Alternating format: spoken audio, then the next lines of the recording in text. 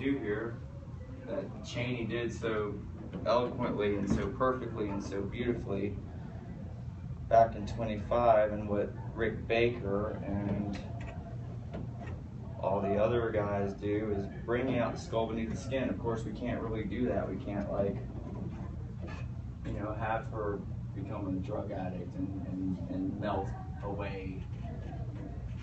I'm just gonna need some time to prep. Yeah, it takes a while. It takes a while. You've seen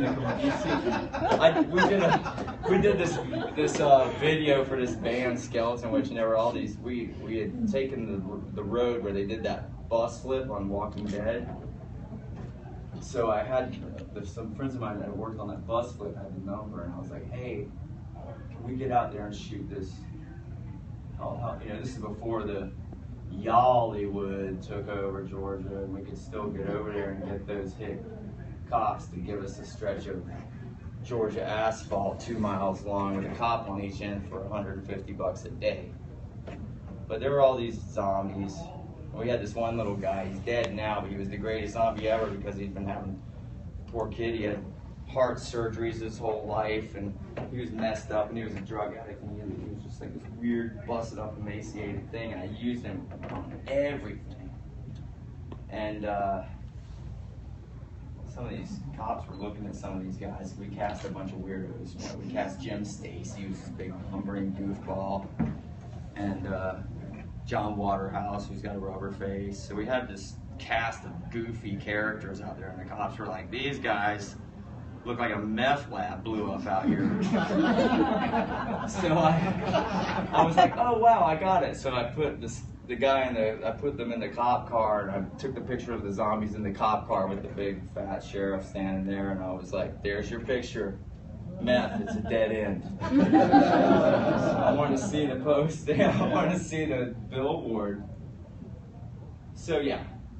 But anyway, we can't do that. We wouldn't want to do that. So we're just going to build it up with latex and rubber, and she can peel it off and not have to get a new liver at the end. But yeah, so see what I'm doing? I'm building up not just the ocular ridge, but I'm building up the jawbone, because that's going to also come out when you die and your skin starts to wither and pull back from the bone. Things start happening. That's what this big lumpy nose thing was about here. And I'm doing it a little more exaggerated to show you how Chaney's genius would allow him to manipulate this makeup in different scenes to get a better result.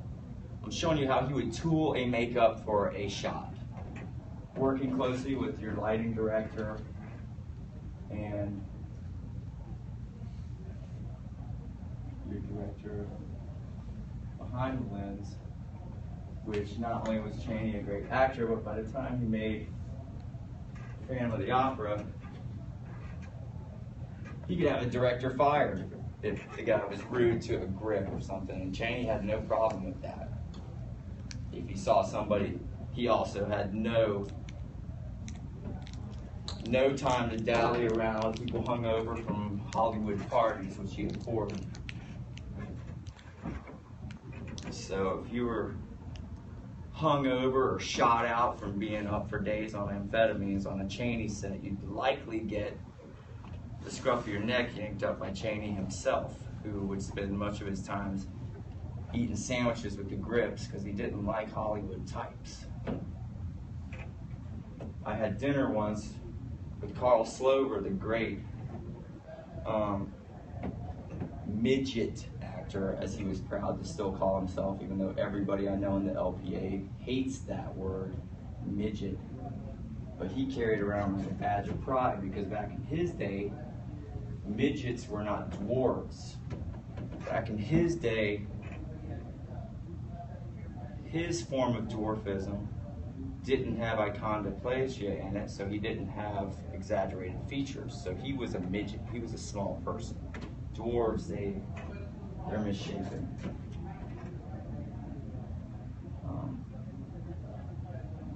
So even freaks had a caste system, I guess, back then. But anyway, Carl Slover and I had dinner one night. He was a Munchkin in The Wizard of Oz. He was one of the last Munchkins. And he was telling me about Chaney. Because he saw this tattoo in my armpit, and he goes, Lon. I was like, yeah, he's my hero. He's like, he was my hero. I knew him. And he goes to tell me these stories, like whenever the circus was in California, Lon would show up with a big fancy roast turkey and everything and hang out in the freight tent. Because Chaney himself was a freak.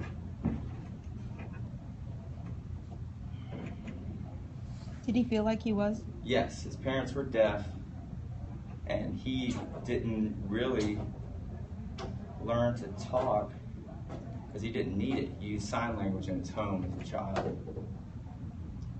That's why Chaney changed film acting forever. You know, he's the godfather of film acting because he understood quality of exaggerated physical movement to portray ideas because they use it in their home as deaf people do.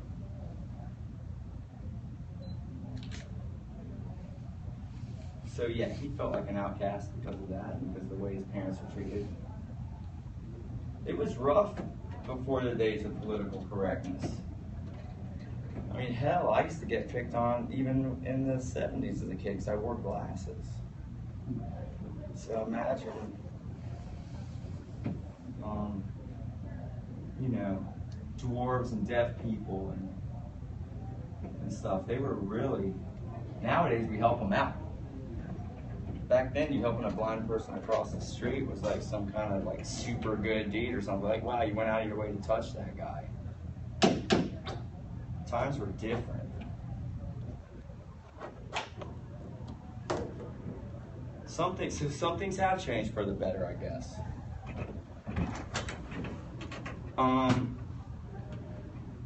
So yeah, the godfather of film acting too. He did it all.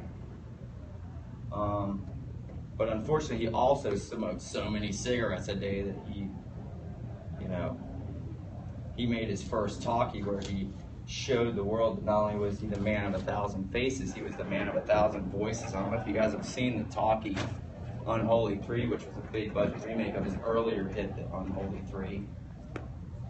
But it's pretty amazing. He plays a little old lady and does the voice. He does the voice of the parrots.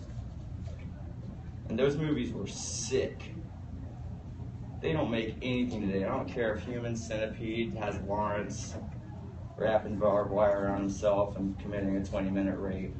You can't touch the level of depravity in these movies that Chaney made that were dealing with what was going on in 25. You know, people coming back from the First World War, mangled up, their faces blown off.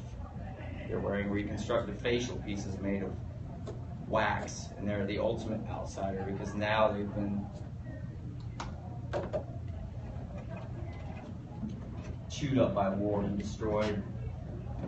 So most of Chaney's movies involve somebody who was once possibly good, who's made bad decisions in his life, and is mutated physically by him and is outcast, and then becomes either super good like Quasimodo or super evil like the Phantom of the Opera, and then pays the price either way.